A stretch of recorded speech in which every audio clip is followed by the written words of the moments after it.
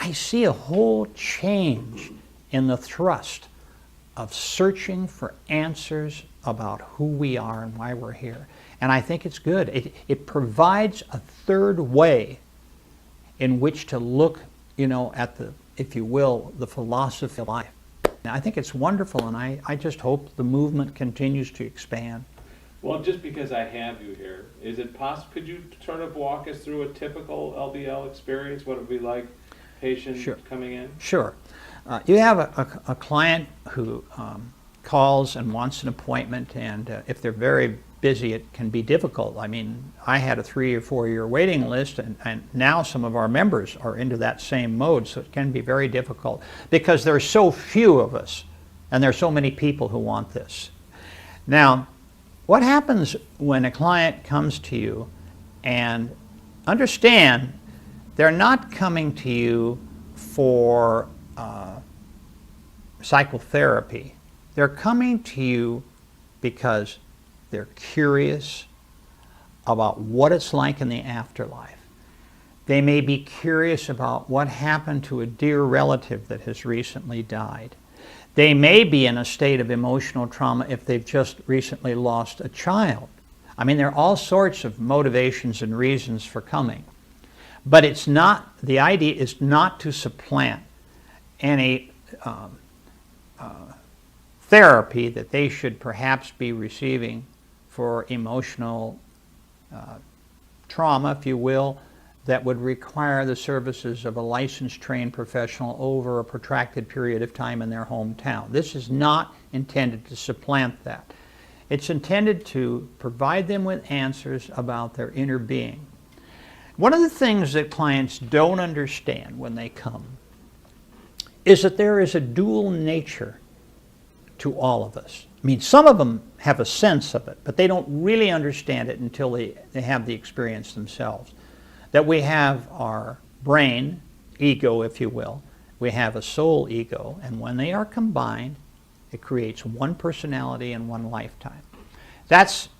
It helps the person who looks in the mirror in the morning, as I tell students, and they say to themselves, who am I? I don't think I'm the real me. And so you get that type of person that will come to you. But in any case, what happens is that we have what we call an intake, where we take information about the important people in their lives. We call it a cast of characters. We want these names because we want to identify them later in the spirit world.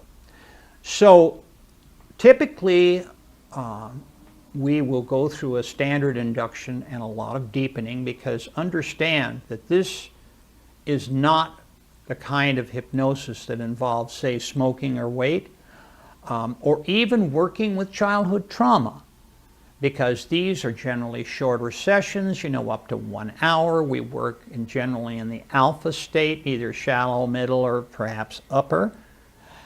And we explain to the client that they're very likely to be with us at least 3 hours, possibly 4 or 5, and they will be in the next state down in hypnosis, which is the theta state. Now, the typical facilitator does not spend too much time with a client going into the mechanics of hypnosis. We give them a general overview that they're going to be very, very deep, and that's about it. We don't get into a lot of that, but I'm mentioning it here because I think it's good that we understand where we are. And so a good portion of that first hour is spent in deepening and preparing the client to go into childhood, where we will pick a couple of years in their very early life to get a sense of them answering our question, and a feeling of going back in time and recalling events earlier in this life to prepare them to answer questions on a deeper level, not only in former lives, but in their life in the spirit world. That's what that's about. So, and it's all explained in my third book, Life Between Lives. And then from there, we take them into their most immediate past life. Now, they may go to another life other than that. It's very brief. Most of the time when we're doing a Life Between Life session with a client, it is not intended that this will be a long discourse on past lives, okay? They have come to us for a different reason. There are a number of past life therapists out there that don't have a clue about life between lives therapy. They think it's a grayish limbo that has no significance. So in any case, we then do what I call the crossing. We cross from the death experience into the spirit world, into the afterlife. And it's an interesting and exciting time for the client, because it's at this point they begin to really see their soul. Now, what happens then is a very kind of consistent reporting of either friends or relatives coming to greet them, or their spirit guide, usually both. There's usually what I call an orientation session. It's kind of like a briefing session. I think back, because of my age, to World War II and those bombing missions over Europe from England. You know, you go out and it's like going to Earth and going through this very difficult school that we have down here for one lifetime, and then you get home and you're debriefed. These pilots, when they came back to land at English bases, were debriefed. How did the session go? How did the mission go? Okay? Did you reach the target? Did you accomplish your objectives? I mean, these are the same sorts of questions, you know, we ask.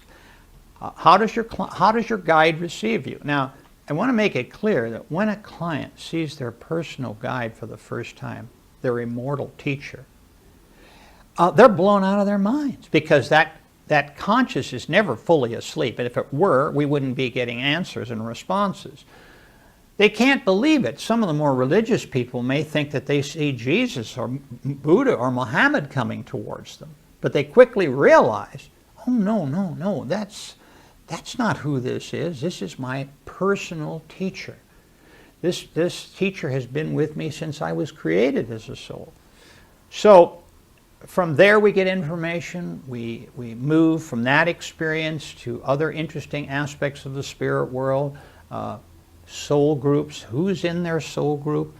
People are fascinated to find out who is in this very private sanctuary of souls that can range anywhere from 3 to 25 souls. The average client has about 15.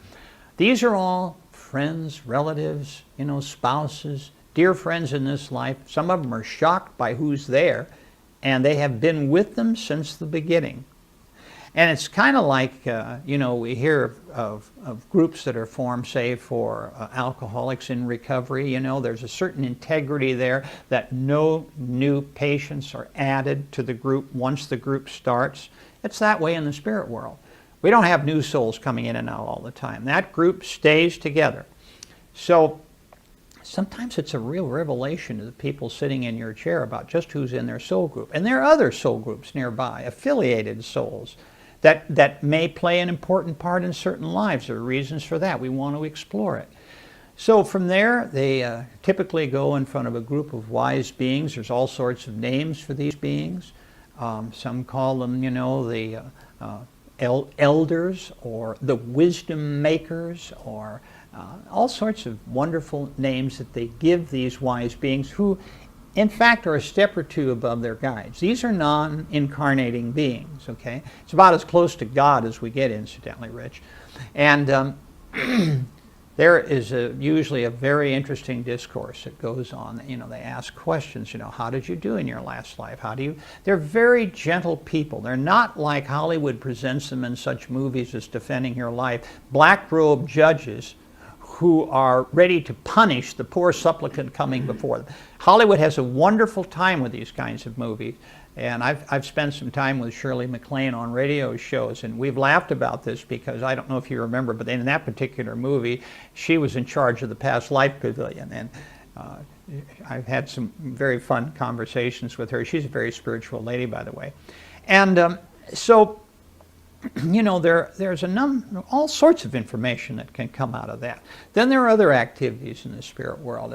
It's different for people in terms of just where they might go after a particular past life and what relevance that has for the life just lived.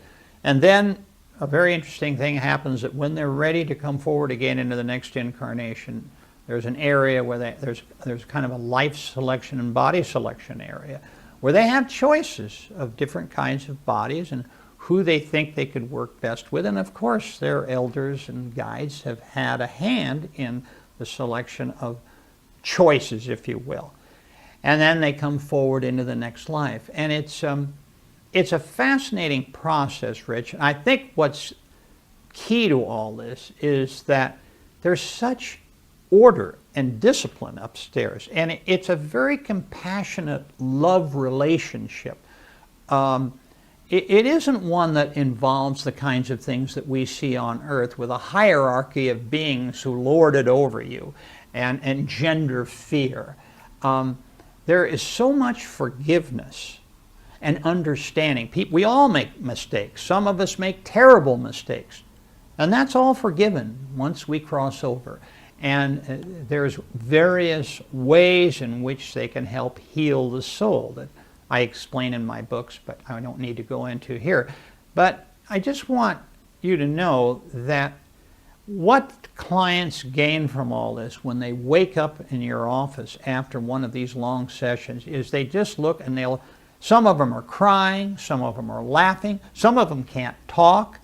And generally there's just this, wow, I can't believe it.